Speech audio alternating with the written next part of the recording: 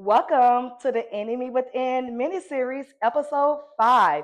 Let me show you what the vibrational frequency of fear looks like when it manifests in your life using the story of David and Goliath in the Bible.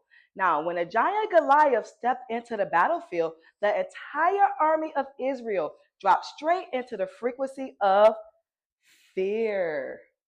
When you vibrate on the frequency of fear, your mind becomes your enemy within. It convinces you that your challenges are bigger than they really are. It convinces you you're too small, too unprepared, too outnumbered. It convinces you that the battles in your life are already lost.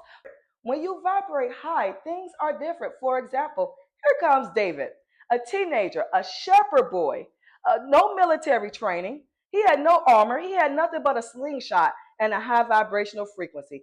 David stepped onto the scene on the same battlefield where everybody else was afraid of. But unlike the soldiers, David refused to drop into the frequency of fear.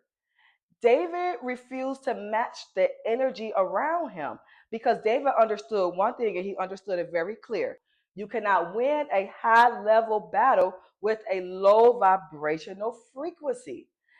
David walked into the battle vibrating on courage. He was vibrating on faith, on love, certainty, on divine alignment. And when you vibrate on a high frequency, something supernatural happens in the heavens. Your energy becomes your weapon.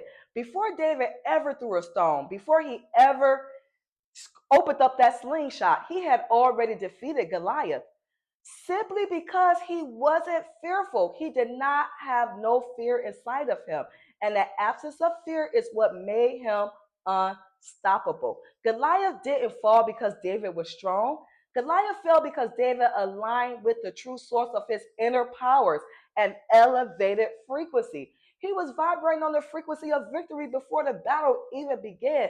And that's the message of episode 5. When you vibrate on the frequency of fear, everything in your life looks like a giant. Your problems look bigger than what they really are.